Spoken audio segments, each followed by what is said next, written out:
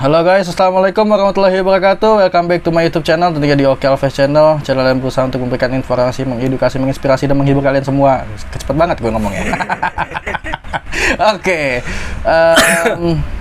ya gimana kabar kalian? Mudah-mudahan sehat selalu ya guys. Bagi yang lagi kurang sehat, mudah-mudahan segera diberikan kesehatan. Dan ya, kalau gue sih lagi kurang terlalu fit deh. Tapi hari ini gue seneng banget karena gue akhirnya bisa buat konten lagi. Ada hikmahnya juga, nggak terlalu fit. Dan gue sekarang udah ketemu sama temen gue, temen lama yang akhirnya baru ketemu lagi. Makanya gue langsung aja deh buat konten gitu ya. Nah inilah teman gue. Halo bro. Sehat-sehat bro. Alhamdulillah sehat. Iya. Enggak, gue sering nyimak konten tuh beberapa kali tuh, ada beberapa yang gue simak, tapi baru kali ini saya datang ke studio Anda yang luar biasa. Saya teh kalau masuk TV teh TV bukan sih? Masuk TV teh saya teh suka deg-degan sian emak saya nonton gitu. Mana pakainya begini lagi. Ini studio ya. Enggak, ini teh TV ini teh apa? TV. Oh, TV ya. Namanya stasiun apa ini teh? Stasiun Oke Alves. Oke Alves. Aduh, gimana? Alhamdulillah ya. Sehat ya? Sehat, alhamdulillah. Tadi saya teh kebetulan lagi ada gawean di sini di dekat Jaksel ya, Pondok Labu sini. Betul. Sehingga dia akhirnya mampir. Jadi gue tuh tadi ini guys, hari ini kan gue harus sama pergi, jadi gue nggak jadi pergi. Terus ada telepon tiba-tiba di WhatsApp telepon, katanya lu ganti nomor baru. Enggak, lu aja yang nggak nyimpen nomor baru. Lebih ke situ kayaknya. Kan ketemu di grup ya, kebenaran ketemu di grup. Nomor pada oke gitu. Nah itu terus dia katanya gue habis kerja gue dekat sini, ya udah mampir ke sini gitu, mumpung gue lagi kemana-mana juga. Kita ngopi dah ya. Kita ngopi. Tapi rumah lu nggak terlalu berubah banyak ya. Padahal kita udah lama lumayan nggak ketemu, nggak ngobrol asik ya. Rumah gue mah apa yang mau dirubah? Ya kali jadi BTN gitu. Aduh, ya. Aduh. Jadi kita akan ngebahas kali ini adalah tentang masa kecil teman-teman tunanetra itu gimana sih, ya kan? Suka ada yang nanya, teman-teman tunanetra itu masa kecilnya gimana gitu loh. Nah, makanya gue seneng banget ketemu teman gue ini, ya kan?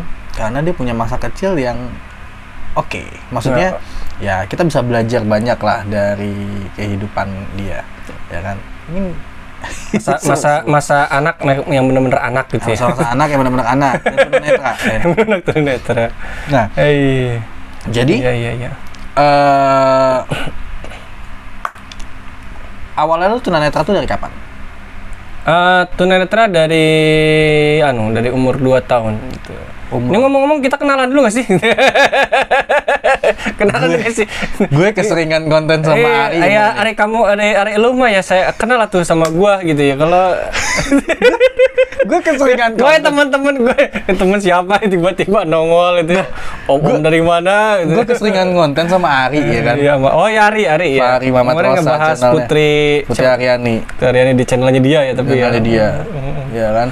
Keseringan konten sama dia, jadi kan gue nggak perlu kenalin sebenarnya. Gue cuma bilang, yaudah guys, tonton video-video gue sebelumnya. Kan ada dia. Dia pasti tahu ya. Sekarang iya bener ya. Perdana kita nih perdana ya. Gue lupa. Iya. Sorry guys, ini kalau gue agak nginin mata karena mata gue agak bermasalah yang sebelah kanan. Aneh, mata udah nggak lihat masih bermasalah juga.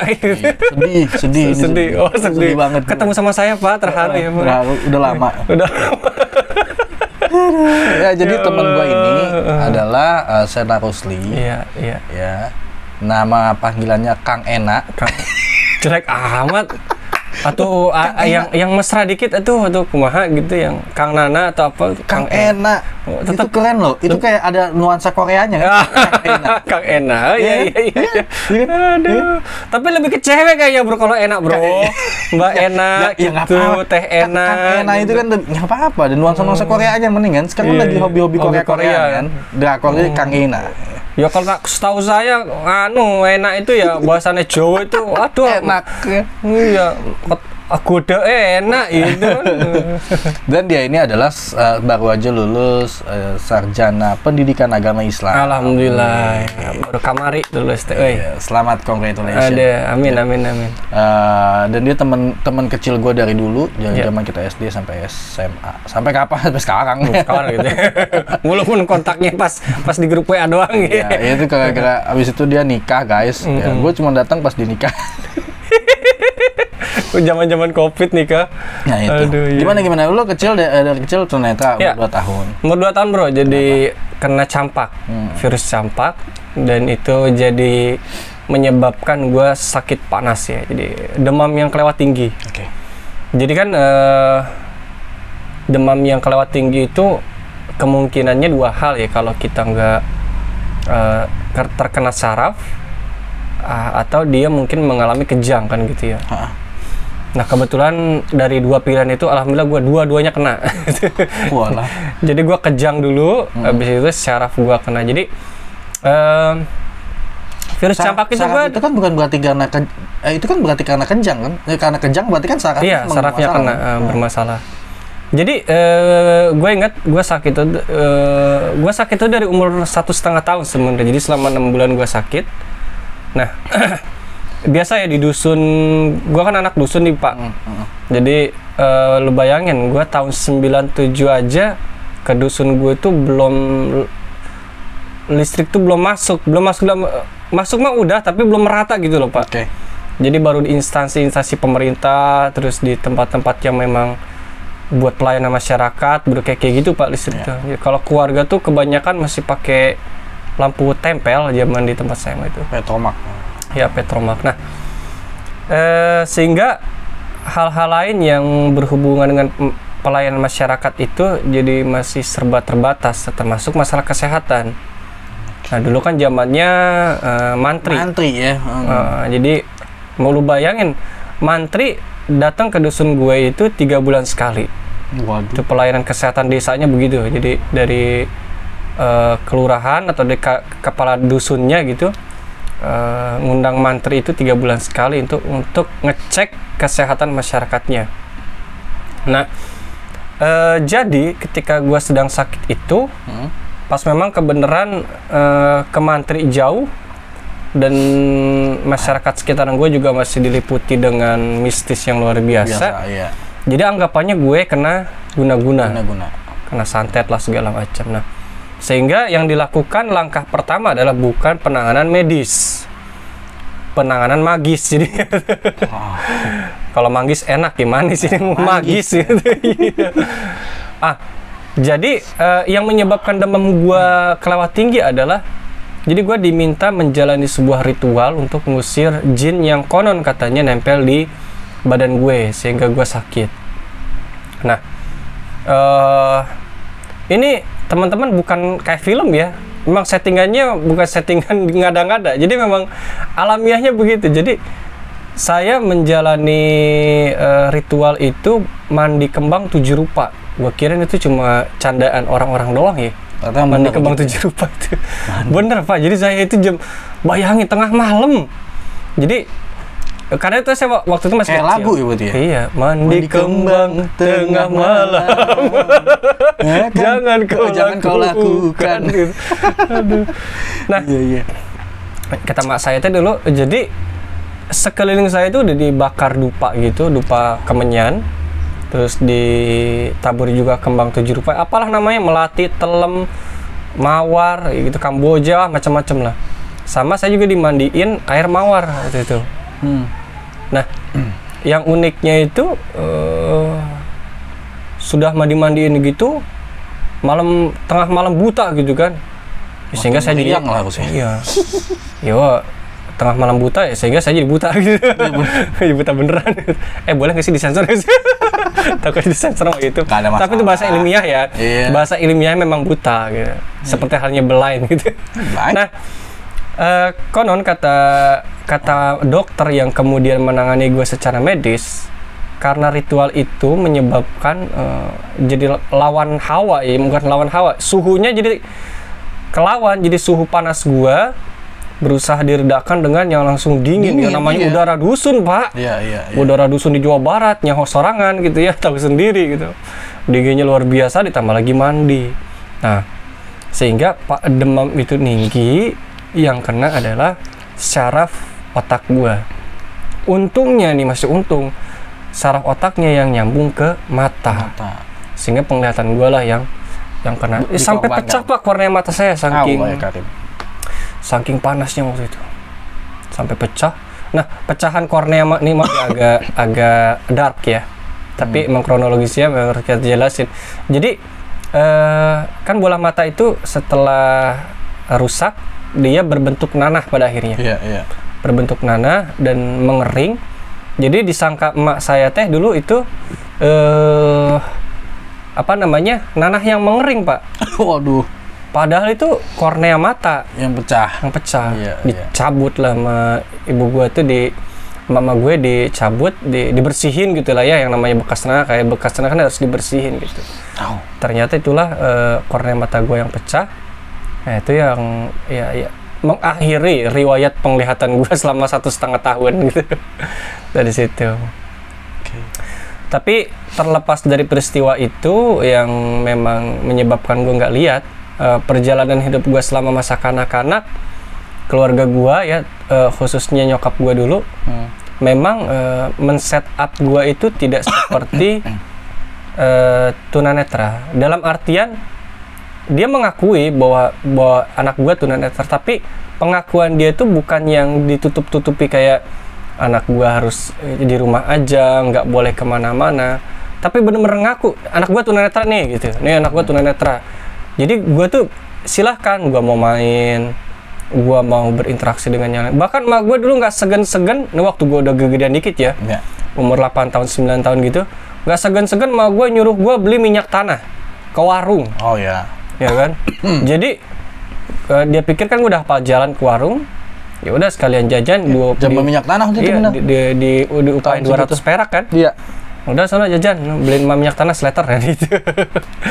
Jadi sampai sebegitunya.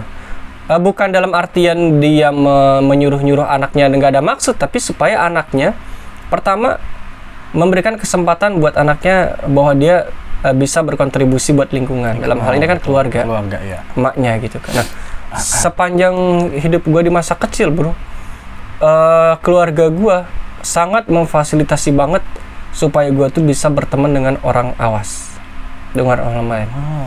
Nah, yang nggak gue ketika gue gede ya, ketika gue tuh mikir di sisi lain gak masuk akal, tapi di sisi lain gue ngerti akhirnya kegunaan tindakan keluarga gue di mana, apa maksudnya pada waktu itu. Gue saking emak gue kepengennya gue nggak dikucilkan sama teman-teman gue, sampai dibeliin game Tendo, kalau masih ingat. Iya. Gua legendaris banget dong. Itu Tendo bro. Yang gue ingat itu Tendo itu kalau kita main bola, itu dendang kan kalau PS kan ini bunyi udah ada suara kan nyata supporter ya. Iya, supporter gitu kan. Nah, ya. Kalau Tendo itu yang gue inget itu yang kalau main bola tendangan pakai apa sih, tendangan jauh, jarak jauh gitu. Ke atas terus baru turunnya pelan. Dan dulu kita sempat nyangka bunyi bola tuh begitu. Iya benar. Karena gue sempat nyangka begitu. Bunyi bola begitu ya gitu. Pas gue main bola plastik enggak, ternyata. Mana ada bola bunyinya begitu ya kan. Benar. Itu gue juga iya, gue pernah ngerasain juga itu Tendo. Iya. Tahun 2000-an. 2000-an. Itu game termahal yang pernah dimiliki oleh anak-anak seusia kita pada zamannya. Pada zamannya. Jadi itu kalau bukan orang yang kaya nggak mungkin punya itu. Nih. Ini bukan berarti keluarga kita keluarga mampu ya cuy. Beli gitu bukan. Tendo gue dulu second, bro. Iya. Kalau gue Tendo itu dulu cuma minjam. Dulu ada sewa ada minjem. Nah, zaman gue dulu gitu. Gue second tuh dulu gue beli Tendo. Cuma waktu itu zaman gue juga akhirnya udah mulai PS1, PS2. Iya, udah masuk ke PS. Itu kan akhir-akhir kejayaan Tendo. Iya. Dia kan dari tahun 95 tuh masa-masa game stick gitu ya, stick game gitu di televisi kan. Itu kan masuk era televisi berwarna tuh ya. Iya. zaman itu. Nah, dibeliin itu bro. Jadi salah satu adegan yang mengena buat gua, dan itu pada akhirnya gua punya rumus bahwa kita kepada anak disabilitas netra itu, standar kebahagiaan kita dan standar kebahagiaan mereka memang nggak sama, tetapi dengan perbedaan itulah justru bisa jadi jembatan antara kita dengan teman-teman netra dalam berinteraksi. Nah, momen ini nih yang kena banget di gua. Jadi gua lagi main bro, asik, ciu ciu ciu, ada efeknya kan, mik ciu ciu ciu, kurulik gitu kan. Gue udah girang banget, wah menang, musuhnya menang, gitu kan. Emak gue di sudut pintu kamar gue pas buka pintu, dia mau nawarin gue makan, sempet diem stuck sebentar, terus dia ketawa gitu, dan ketawa emak-emak gitu kan. Main apaan Sen gitu, ini mah main perang mah, asik mak, ciu. Apaan sih main perang, itu masih di menu utama deh. Masih di menu utama. Itu Anda yang katro. Mati gua yang katro. Itu masih di menu utama, nah. Saya nggak pernah sebodoh itu. Lah gua pikir kan suaranya sama, bro. Suaranya sama, cu. Ternyata pas kayak bunyi kerulik gitu kan, misalnya kerulik gitu. Ternyata itu baru buka menu game. Iya. Karena gue salah pencet, jadi buka tutup. Gak main-main. Aduh, mata gue norak. Itu Anda yang katro. Tapi dari situ gue akhirnya paham bahwa mak gue berpikirnya saat itu nggak langsung menjudge gue. Oh bukan gitu. Dia bisa dong pas masuk, kamu ngapain? Itu masih kan bisa aja dia kayak begitu kan. Iya. Tetapi dia membiarkan gue menikmati momen itu. Biar gue sendiri yang bilang bahwa ini lagi perang-perangan mak gitu. Nah baru setelah gue bilang kayak gitu, mak gue baru ngejelasin, enggak nah itu masih di menurut, walaupun bahasanya waktu itu bahasa ceplosan ya. Tapi dalam artian kadang-kadang kita tuh harus jadi anak itu biarkanlah dulu berimajinasi sesuai dengan kapasitasnya dia. Kalau memang itu sesuai dengan apa yang ada di penglihatan kita, ya udah nggak apa-apa, kita tinggal support. Oh ya bener nah ini gini. Tapi kalau memang belum pun, kita nggak bisa langsung nyalahin, dan kita nggak bisa nyalahin dong. Kita justru adalah membenarkan, ngebenerin. Oh ternyata itu masih di menu utama gitu. Oh nah ternyata pisau itu bahaya, pisau itu tajam gitu kan. Tapi jangan sampai dibiarin dia kepotong dulu juga sih, nggak usah gitu. Tapi itu kasih tahu aja, oh nah pisau itu tajam, tapi izinkan dia meraba itu pisau. Menurut gue ya, sorry nih, kan kadang-kadang ibu-ibu suka ngeri kan, anak itu harus kepotong tangannya, itu tajam kan gitu ya. Kayak gue pribadi, emak gue dulu bro, gue benar-benar dipegangin sisi tajamnya pisau. Ini jangan salah kaprah ya, dipegang itu bukan berarti kayak serat gitu, enggak juga gitu, tapi dipegangin. Ini sisi tajamnya, nah ini sisi datarnya. Jadi kalau yang kamu boleh pegang adalah bagian ini. Kalau kamu pegangnya bagian ini, nah kamu nih baru begini aja udah sakit kan, apalagi kamu kencang megangnya, bisa lecet kayak gitu emak gua. Jadi kalau di dapur tuh emak gua tugasnya dua, masak sama ini sabar gua grecokin gara-gara mak ini apa mak, ini tajam-tajam apa mak, mau kok ini bentuknya kayak begini mak gitu. Jangan heran kalau tunanetra banyak nanya kayak begitu. Ya memang dia cara mengetahui segala sesuatu di sekitarnya dengan bertanya kayak begitu. Dan kalau anak melek kan dia langsung ngelihat, oh itu namanya bendanya bentuknya kayak gitu. Nah, kita kan tinggal ngasih tahu, nah itu namanya pisau, nah itu namanya piring. Anak tunanetra kan enggak, dia harus megang dulu bro, megang dulu. Oh, gua dulu piring pak, gue pegang piring. Kompor lagi nyala, gue pegang. Mak gue ngejerit waktu itu. Awas! Jangan itunya. Ini lecet nih. Bukan bengkak apa, kayak melepuh gitu kan. Lagi nyala.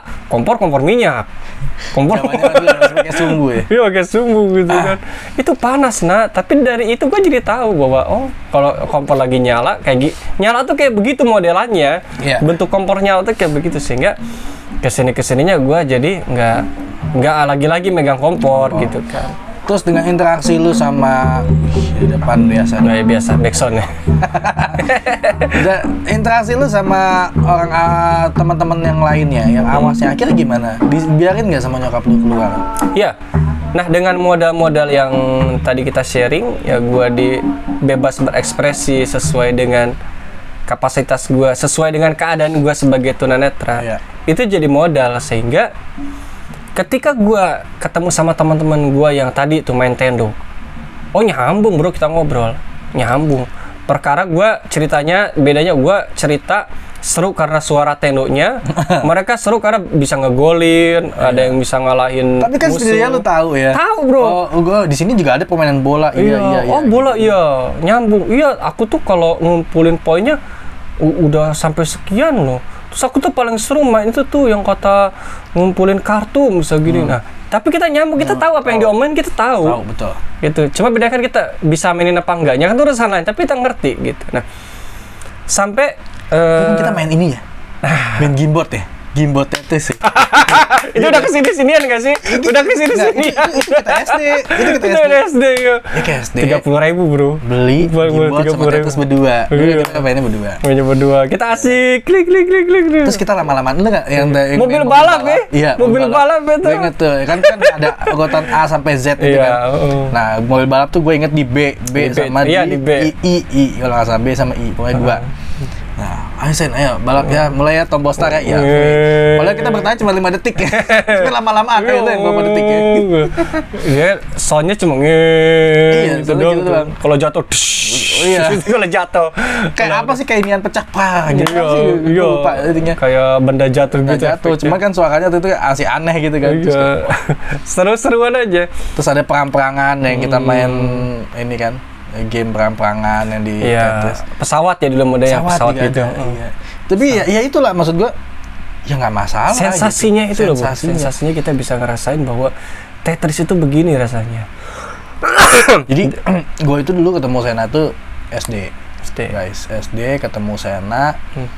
Dia itu anak baru. Kita dulu sama-sama di SLB awalnya. Lebak Bulus ya bro. Ya, Lebak Bulus. Kita belum di inklusi, belum masuk ke sekolah umum atau inklusi. Dia ngocol, dia nih datang emang udah tua. Jangan tua dong. Telat masuknya telat. Ya tapi Anda udah tua belum? Tua kan Anda.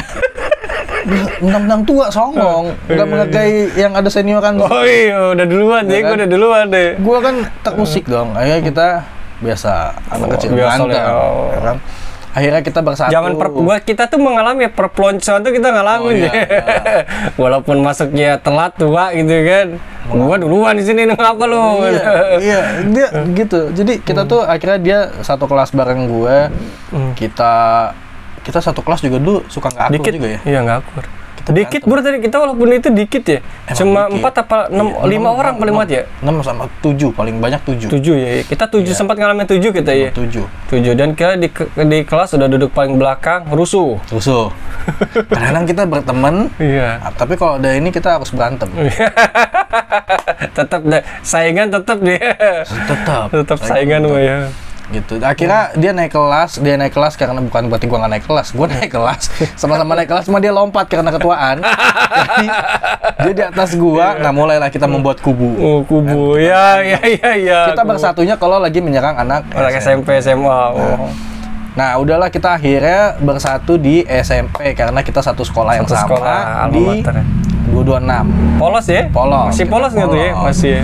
Dan akhirnya kita ya gitu suka main bareng, dan kita dulu ngerasain yang naik angkot ya kan. Nongkrong. Ingat nggak sih? Sama orang Melek bro kita nongkrong gitu. Oh iya. Awas. Dulu zamannya lu sama siapa? Fahmi ya? Iya sama Fahmi. Aduh tuh anak itu ya? Berjasa banget itu. Mudah-mudahan dia nyimak, dia nonton. Itu sama Fahmi ya kan. Gue sama teman-teman yang lain ada Erik, ada nggak tahu sekarang pada kemana.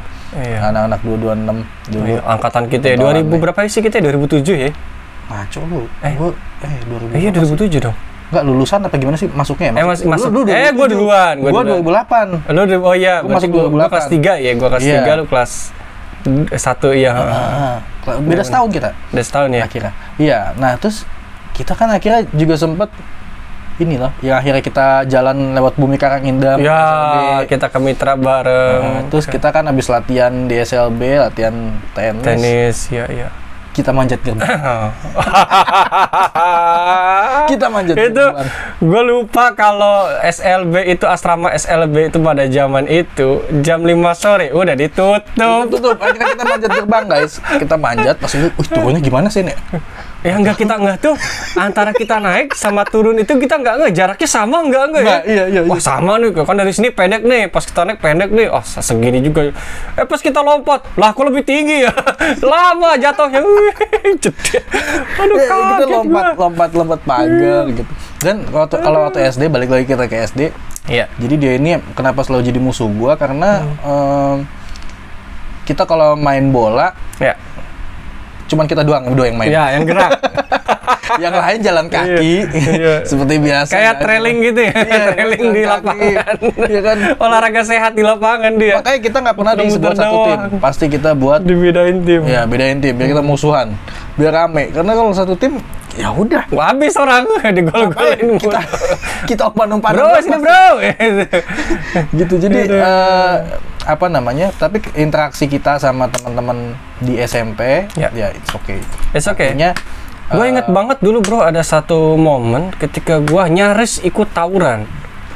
Baru pertama masuk sekolah bro, kelas 1. Waduh, gue kan gaul sama ya anak, ya, bukan rada-rada ya, memang lagi dunia kita umur segitu kan. Iya. Umur 12-13 tahun.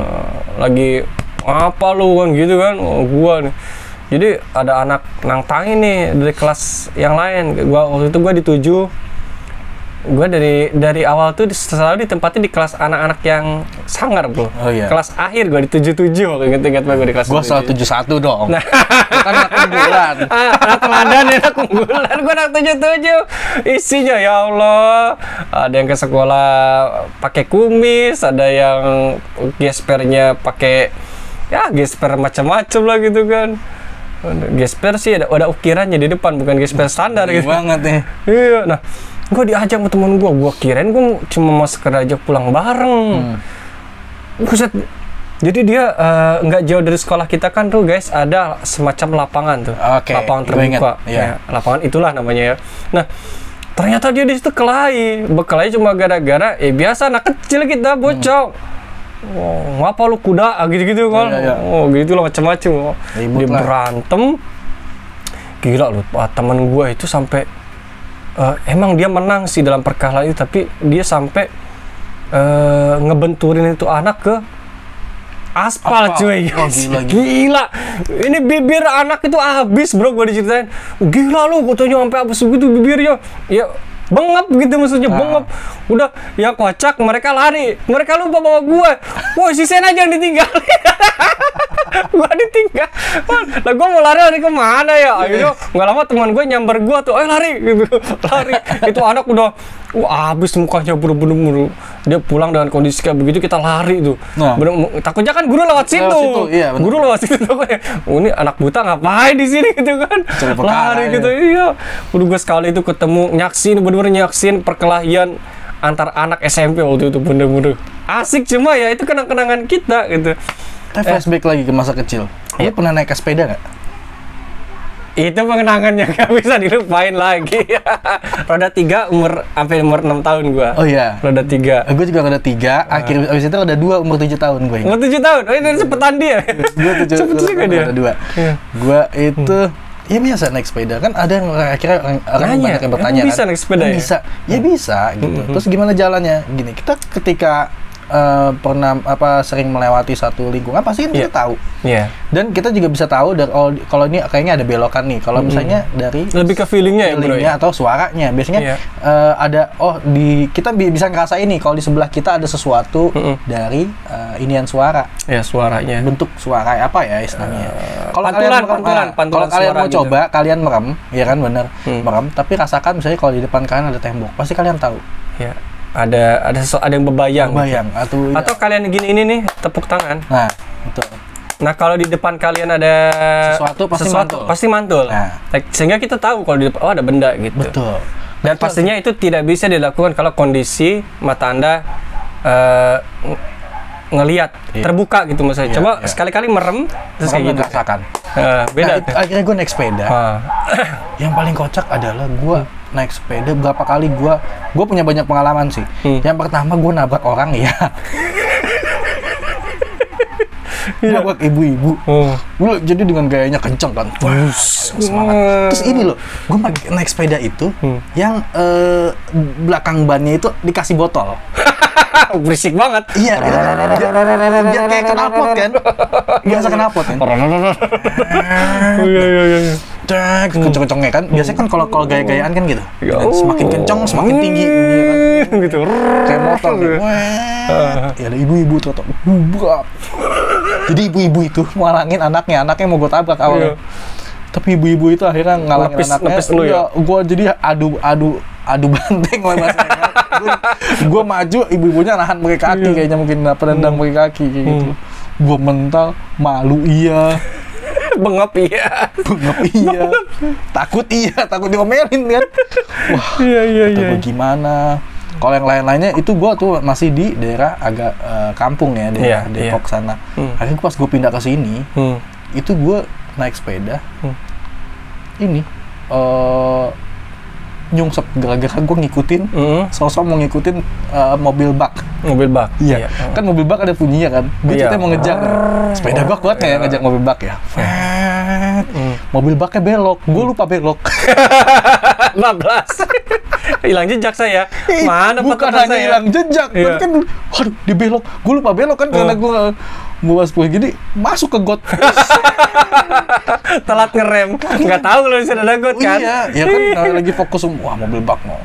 Coba kuat nih sepeda gue kan gitu. Jadi tapi itulah serunya kan. Iya, asiknya. Akhirnya dengan kayak tadi ya, misalnya dengan lo main Nintendo atau kalau gue dulu juga akhirnya main PS2 ya kan. Gue tuh tahu akhirnya sempat tahu kalau main PS bola itu gue tahu tempat misalnya gue selalu megang satu tim Real Madrid misalnya. Gue tahu posisi konsisten tuh ya. Iya. Xabi Alonso di tengah. Cristiano Ronaldo sayap gitu kan. Gue selalu buat kayak gitu. Di Maria di sebelah sayap satunya, abis itu depannya bisa jadi si Benzema misalnya kayak gitu. Nah itu kalau kan dengan tahu kayak begitu, gue jadi ngerti. Ketika kan biasa dia ngomong Xabi Alonso, gitu. Berarti posisi di tengah nih. Kalau gue ngumpan agak ke kanan, kan berarti di bawah ya. Kan posisi layar juga gue tahu. Terus ke kanan Di Maria. Berarti dia lagi ke kanan. Berarti gue nggak boleh ke kanan lagi, soalnya bisa out kan. Kayak gitu. Nah itu gimana bisa begitu? Bisa gue tahu gitu karena gue dikasih tahu. Ada briefing sebelumnya. Ada briefing sebelumnya. Jadi gue tuh tetap main PS seperti biasa. Maksud gue bukan berarti jago ya, enggak lah. Ya bisa. Beginner. Yang penting kan lu menikmati permainan itu ya kan. Iya. Lu bisa menikmati permainan itu gitu. Gue tuh di briefing sebelumnya. Ini posisi TV ini lu nyerangnya dari kiri ke kanan. Bentuknya begini gitu loh.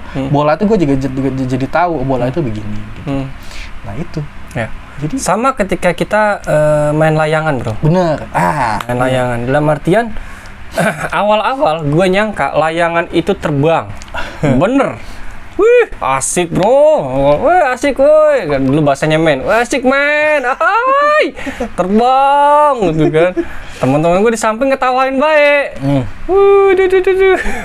Pada geli gitu. Kenapa sih gitu?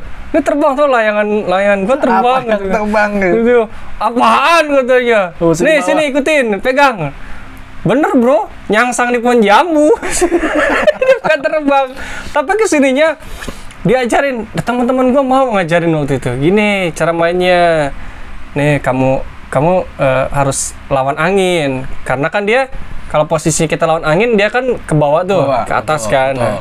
Nah kalau layangannya masih goyang atau masih goyang-goyang berarti dia belum naik sempurna. Tapi kalau layangannya udah manteng tapi masih ada gerakan sedikit-sedikit berarti dia terbang dan terbangnya ikutin angin.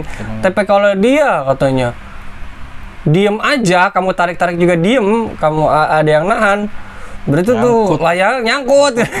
Iya juga ya. Iya lo gue kira layangan gue terbang. Tapi tetap dibeliin layangan. Beliin bro. Gue punya dari zaman layangan yang biasa sampai zaman koang. Jadi kalau zaman sekarang anak-anak menikmati layangan koang, kita juga dulu menikmati itu. Makanya kadang-kadang kalau ada suara layangan koang, gue suka nostalgia. Jadi ingat dulu gue zaman-zaman kecil. Sama, jadi artinya asal kita di briefing dulu.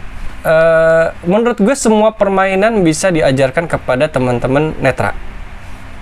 Jadi semuanya bisa, PS yang lu bilang tadi, Tendo zaman kita dulu, Tetris, bahkan mungkin sekarang Mobile Legends sekalipun teman-teman netra bisa menikmati.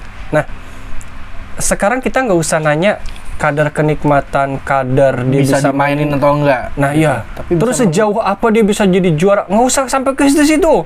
Main Mobile Legends dia bisa ikut pertandingan, udah nggak bisa, udah pasti nggak bisa ikut pertandingan mah. Ya, kayak PS, menikmati suasananya. Iya, tapi suasananya dapet. Ketika ngobrol sama teman-teman yang main permainan serupa, nyambung, betul. Kayak lu tadi kan main PS, udah malu juga sebelumnya hobi bola.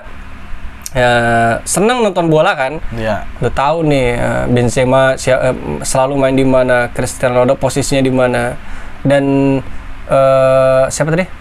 Xabi Alonso dia netapnya di mana gitu ya. Dia udah pemain biasanya dia di mana. Nah, dengan konsep yang udah lu pegang sebelumnya, terus ketika lu main PS lu permainan yang sama, ya orang awas itu sebenarnya tinggal mandu, ngasih tahu, ngarahin gitu loh. Jadi lu tetap bisa menikmati permainan itu. Sekalipun kalau lu diadu sama orang awas, udah pasti bakal kalah. Tapi ini gini, buat orang tua, ya kan? Ya. Berarti kan gini loh, untuk orang tua harusnya berusaha untuk memberikan apa sih yang kira-kira dibutuhin sama teman-teman anaknya yang tunanetra. Iya. Misalnya sekarang lagi ngetren apa, ngetren ini, ya beliin lato-lato. Iya, misalnya lato-lato, beliin aja gitu kan. Iya. Ya kan, biar tahu lato-lato bentuknya begini, mainnya aja kan ya, mainnya begini. Perihalnya nanti akhirnya bisa atau enggak. Yang penting dia itu sudah bisa menikmati itu. Iya. Dan dia akhirnya sudah bisa berinteraksi dengan teman-temannya yang lain. Yang awas. Ya, dan ya jadi nggak kupar gitu loh. Ketika orang yang awasnya itu lagi ngobrolin, main kayak gini, ya aku juga main kayak gini, tapi aku mainnya dengan cara yang gimana kan kayak gitu ya. Dan itu artinya, ilmu baru buat orang tua sebenarnya, buat orang tua yang sekitaran teman-teman yang misalnya punya anak tunanetra, ya ajarin aja sesuai dengan kapasitasnya. Tapi itu kan ilmu baru buat orang tua yang lain. Iya. Oh ternyata kalau ngajarin tunanetra begitu ya, main lato-lato misalnya. Atau yang lagi sekarang musim juga itu bro, sepatu roda. Oh, zaman dulu kita juga main. Tapi gua nggak bisa, jujur aja. Lu nggak bisa dulu ya? Gua nggak bisa, gua belum pernah nyoba, gua nggak bisa. Nyungsep mulu bro. Tapi emak gua tetap ngebeliin gue. Kita dulu main sepatu roda bro, tapi megang tembok. Megang tembok. Gue juga dulu ada skateboard.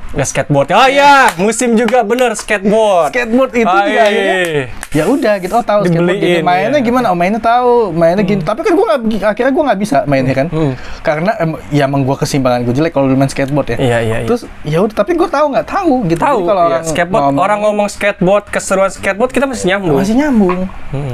Gitu. Sehingga poinnya adalah teman-teman, ya siapapun ya, ibu bapak atau ya penonton yang punya anak netra, kuncinya adalah kalau memang kita mau mengakui keberadaan anak kita yang netra atau disabilitas lainnya, akui secara jujur. Jujur dalam artian kita bukan sekedar ya saya punya anak tunanetra, bukan sekedar itu, tapi kita pun benar-benar membuka diri kepada lingkungan. Betul. Dan jangan sampai lingkungan merasa gelisah dengan keberadaan anak kita, tapi kita sosialisasiin pelan-pelan. Dan juga kita harus membuat anak itu nyaman. Ya. Artinya nyaman itu dia justru bisa berinteraksi. Di zaman sekarang gini loh, banyak juga orang yang akhirnya karena anaknya disabilitas ya, atau apa saya tunanetra atau disabilitas apa, itu diumpetin aja. Jangan, justru apa-apa dilarang. Iya, justru harus dibiarkan keluar dan dimasukkan data sebanyak-banyaknya. Nah, kayak emak gue tadi kalau tega mah, masa iya tega nyuruh anak nggak lihat beli minyak tanah? Nah, iya. Ya kan kalau yang kritis mah, nanti kalau tumpah gimana, nanti kalau ketabrak segala macam. Tapi emak gua udah briefing sebelumnya, dan anak emak gua udah tahu, gua udah pasti hafal dari rumah gua ke warung gitu kan, dengan kondisi jalan yang kayak begitu segala macam. Dia tahu resikonya. Dan nggak mungkin nyuruh banyak beli minyak. Jerigennya juga ada safety, jerigennya ada tutupnya itu bro. Iya. Jadi semuanya gue juga gitu dulu. Jadi semua udah disiapin, dan kita sebagai anak pun ngerasa, gue bisa bantu orang loh. Itu ngaruh banget buat mental, bro. Betul. Ngaruh banget. Mentalnya. Ketika kita di sisi lain kita kekurangan, tetapi kita bisa berguna untuk orang lain, meskipun itu skup kecil, tapi itu pengaruh. Buat mental. Ya, dari hal-hal seperti itu. Terus juga pokoknya jangan pernah ada kata-kata emang kamu bisa melakukan ini. Nah, itu. Tapi kalau misalnya anak-anak itu lagi sekarang musimnya sekarang Tamiya, gue dulu. Tamiya, oke. Balapan. Kalau biar tahu, beliin aja. Beliin. Nggak apa-apa. Biar dia tahu Tamiya begini, mau dibongkar nggak apa-apa, bongkar aja gitu kan. Sama anak dia tahu dinamonya begini, dinamonya ngoprek segala macam. Iya, nggak masalah gitu, yang penting dia tahu. Dan jadi ketika dia berinteraksi dengan temennya yang lain, itu dia nggak kuper. Intinya itu, biar meningkatkan mentalitas dan meningkatkan kemampuan interaksinya ke teman-teman yang awas, lingkungan. Biarin kayak gue dulu, akhirnya apa? Kayak misalnya dulu akhirnya main bentengan segala macam. Wah, gue lari-lari. Ya nggak apa-apa. Gue kangen banget gue. Besut-besut. Ya kan? Nabrak sono, nabrak sini kan. Buset. Lu kita main bentengan kan? Aduh, body bro. Buset. Kalau bentengan kan nggak boleh ini kan? Harus nggak boleh kena kan? Nggak boleh kena, iya. Terus ada lagi main apa? Misalnya kita SMP main apa? Kuda tubruk ya? Kuda tubruk. Makate. Ya, artinya badan gua kan dulu paling gede. Iyalah. Paling gede kan. Gua jadi topangan mulu. Gak pernah gua lompat, gua jadi topangan mulu. Suwe. Anda itu kalau lompat pasti jatuh. Ya jadi ya makanya gua jadi topangan mulu. Anda terlalu gede dulu badannya. Iya, jadi itu guys. Jadi buat sekali lagi ya, buat teman-teman atau buat orang tua yang punya anak disabilitas, tolonglah ya. Jadi cara kalian untuk kuatkanlah mentalnya dan persiapkanlah masa depannya dengan seperti itu, dengan memperbanyak data ke anak itu, gitu. Dan kasih tahu apa yang tumbuh kembangkan dia sesuai dengan masa anak-anaknya. Betul. Gitu. Kalau dia pengen naik sepeda aja, naik sepeda. Naik sepeda. Jatuh ya udah pasti jatuh. Ya udah. Nabrak gitu. Ya udah pasti nabrak kan gitu. Tetapi percayalah itu data yang sangat penting buat dia ke depannya. Jadi dia tahu gimana caranya supaya dia nggak nabrak gitu ke depannya. Betul. Dia akan pasti berpikir gitu loh. Dan itu sangat ngaruh, bro. Sangat ngaruh ketika kita dewasa. Kalau kita mau melakukan hal apapun, kita justru jauh lebih hati-hati. Iya. Hati-hati dan nggak sembarangan lah jatuhnya ya. Karena kan kita udah punya data sebelumnya bahwa apa-apa tuh harus diraba dulu. Kayak emak gue sederhana, ngajarin gue duduk aja. Lo juga kayaknya malu begitu. Iya. Sebelum kamu duduk di kursi atau di tempat, pegang dulu, pastiin tempatnya aman. Iya. Jangan blos aja duduk gitu kan. Sederhana, apa kamu tadi dudukin tai ayam atau apa kan gitu kan? Takutnya gitu. Betul. Kayak gitu. Jadi poinnya adalah dari tadi kita sharing ya, gue sama Oki sharing. Kita tumbuh dari keluarga yang sebenarnya menengah ke bawah ya, bro. Bawah, betul. Gue dulu pengen layangan, nggak beli kebanyakan. Kakek gue bikin. Dulu zaman juga main ini, gue inget banget. Bulu tangkis yang pakai raket kayu. Iya. Dulu anak-anak pada bikin bro. itu, triplek itu. Iya. Akhirnya apa? Gue kan, ya secara kalau dipikir ya, mana ada orang buta bisa main bulu tangkis. Orang tunanetra ya. Iya. Akhirnya apa? Ya udah, karena emang gue pengen main sama kakek gue dibikinin bentuk triplek gitu kan, bentuk ya sebenarnya kan aneh banget. Ya gitu. raket kayak bat ya, lebih kayak ke bat pingpong ya. Bukan ke bat sih, yang lebar gitu. Kalau bat kan mending ya. Ini lebar ya. Ada pegangannya. Pada kayak gitu doang dibikin. Ya udah main gitu. Tapi gue bisa main, nggak bisa main, tapi ya seru-seruan. Mukul. Kepukul sekali juga seneng kan. Yang penting teman-teman kita seru. Iya. Jadi kadang-kadang teman-teman kita itu ngetawain ke tingkah kita bukan lebih ke ngeledek, bro. Tapi lebih memang seru aja gitu, lebih seru. Kadang kan kamu nggak boleh gitu ngeledek gitu. Nah, mungkin kapan hari kita bahas lagi, bro. Sikap anak-anak kita sekarang ke orang-orang disabilitas cenderung kepada kasihan dan apa itu karena doktrin. Tapi nanti kita soalnya lebar. Itu kaitannya sama psikologis, dan gue baru benar-benar belajar itu ketika gue kuliah sama gue lebih aktif di dunia pendidikan disabilitas. Nah, tapi intinya gini, bahwa ketika kita berinteraksi dengan anak-anak awas. Mereka ngetawa, ya kayak tadi ngetawain layangan gue nyangkut. Mereka tuh bukan ngeledek, tapi itu alamiah, natural, karena lucu. Laku sih sana, layangan nyangkut dibilang terbang gitu. Lebih ngetawain ke situnya, peristiwanya itu yang diketawain, bukan karena orangnya gitu. Peristiwanya itu yang diketawain gitu. Kayak gua tadi main game sama mak gua, masih di menu utama, gue bilang main-main perang-perangan. Mak gue ngetawain peristiwanya, bukan karena ketidaktahuan gue atas game itu kan gitu. Tetapi di sisi lain, poinnya adalah kita bangun suasana yang mendukung supaya anak kita tumbuh berkembang seperti anak-anak lainnya, anak-anak normal lainnya, anak-anak awas lainnya. Kayak banyak sih ya pengalamannya akhirnya. Ya contoh kayak kita pernah ngapain dulu ke mall sendirian ya. Yang akhirnya salah naik tangga jalan. Itu gimana tuh? Tangga jalan atau tangganya orangnya buat naik lewat sini, gue lewat lawan arahnya, jadi gue kedorong-dorong. Kok tangga begini? Iya. Takutnya rusak ya kan? Waktu kita mau beli ini kan, mau beli ini lagu. Kaset. Bukan. Apa? Lagu di HP untuk zamannya MP3. Oh iya, yang kita ngisi MP3 di HP.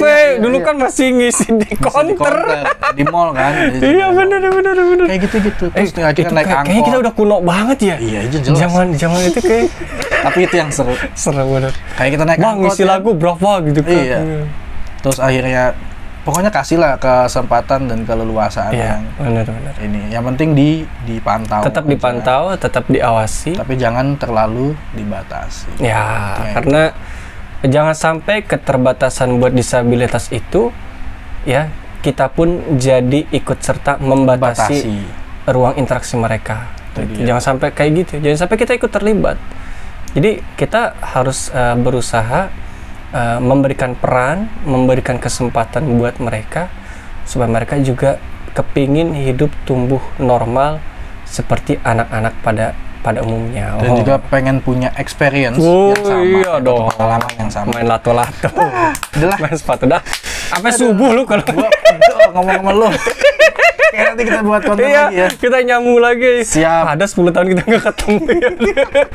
Thank you banget. Thank you. Ke konten gua kali ini. Ya, kapan-kapan gua main lagi kemari lah ya. Siap. Thank you. Mudah-mudahan makin sukses selalu. Amin, doain. Gitu, lu juga ya, mudah-mudahan subscribernya makin nambah.